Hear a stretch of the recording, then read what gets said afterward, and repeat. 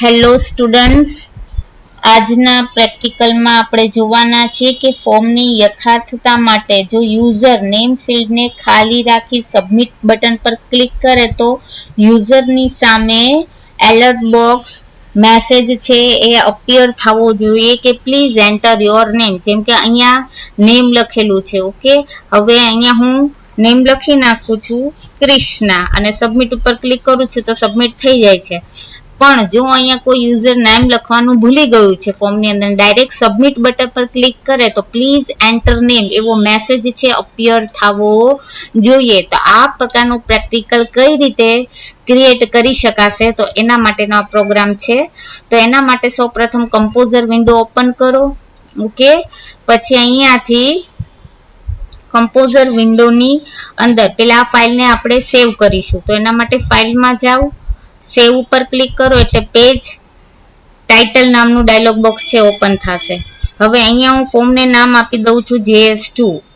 Okay, JS1 વાળી already મેં બનાવેલી છે. હવે એને સેવ કરવા માટે .html js2.html ડેસ્કટોપમાં હું એને સેવ કરું છું. ઓકે, સેવ બટન પર ક્લિક કરું છું. હવે ફોર્મમાં જવાનું છે, ફોર્મમાંથી ફોર્મ ફિલ્ડ ડિફાઇન ફોર્મમાં જવાનું છે. ડિફાઇન ફોર્મમાં ગયા બાદ અહીંયા આપણે ફોર્મને નેમ આપવાનું છે. તો ફોર્મનું નેમ મેં સેવ કર્યું છે JS2 નામથી. બરાબર, એક્શન URL માં js2.html આવશે અને મેથડ આપણે પોસ્ટ લેશું. પછી એડવાન્સ એડિટ ઉપર ક્લિક કરીશું, એમાં જાવા સ્ક્રિપ્ટ ઇવેન્ટ પર ક્લિક કરવાનું છે. બરાબર, હવે એમાં ઓન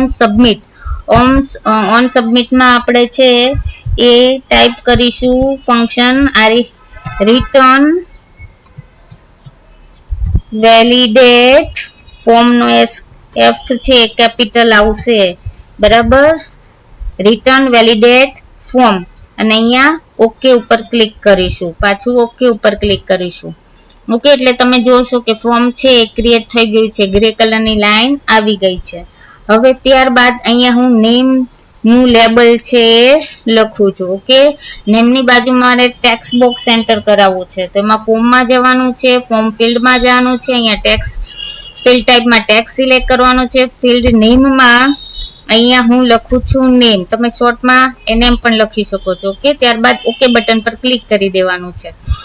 હવે એન્ટર કી પ્રેસ કરું છું કીબોર્ડમાંથી. ત્યારબાદ ફોર્મમાં જવાનું છે, ફોર્મ ફિલ્ડમાં જવાનું છે અને ફિલ્ડ ટાઈપમાં લેવાનું છે સબમિટ બટન. હવે ફિલ્ડ વેલ્યુ છે તેમાં હું લખું છું સબમિટ અને ફિલ્ડ વેલ્યુમાં પણ લખું છું સબમિટ.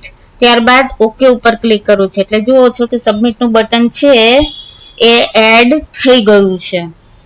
હવે આટલું થઈ ગયા બાદ સોર્સ ટેબ ઉપર ક્લિક કરવાનું છે. હવે અહીંયા ટાઇટલ ટેગ ઓવર થાય પછી એન્ટર કી પ્રેસ કરવાની છે.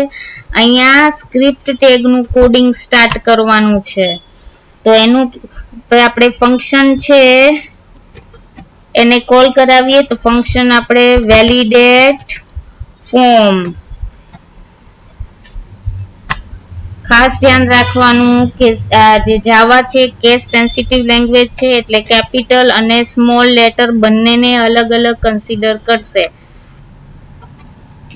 Variable x is equal two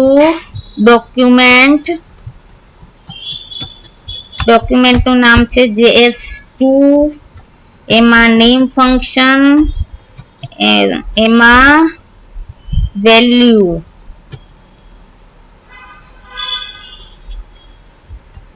ત્યારબાદ if ફંક્શન કોલ કરાવીએ છીએ. હવે if ની અંદર x double is equal to null, પાઇપની sign x double is equal to empty bracket over. જો તમે નેમનું બોક્સ ખાલી મૂકી દો છો તો બરાબર તો એલર્ટ મેસેજ આવશે. બરાબર, મેસેજમાં આવશે please enter your name. Okay, semicolon. ત્યારબાદ ડોક્યુમેન્ટ ડોટ js2 એમાં નેમ ફિલ્ડ છે એને ફોકસ કરાવીએ છે, બરાબર, ફોકસ ફંક્શન છે. ત્યારબાદ રિટર્ન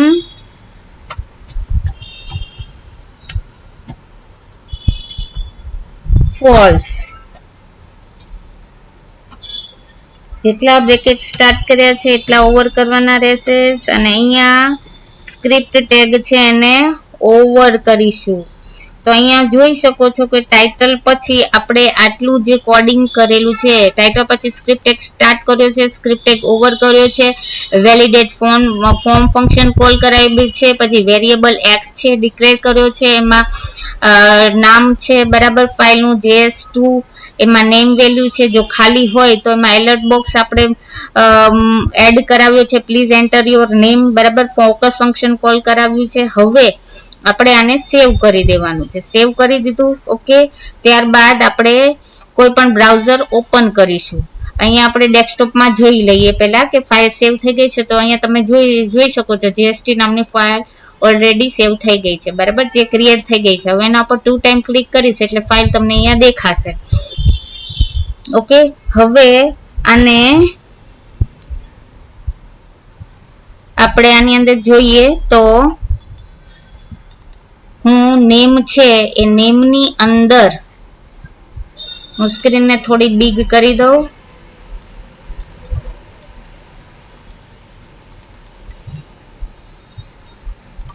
હવે આ નેમ છે, અહીંયા નેમ આપણે લખીએ છીએ. સપોઝ હું અહીંયા લખું છું રામ અને પછી સબમિટ ઉપર ક્લિક કરું છું, ઓકે. તો જે છે એ આપણું ફંક્શન આ વર્ક કરે છે, નેમ લખાય છે.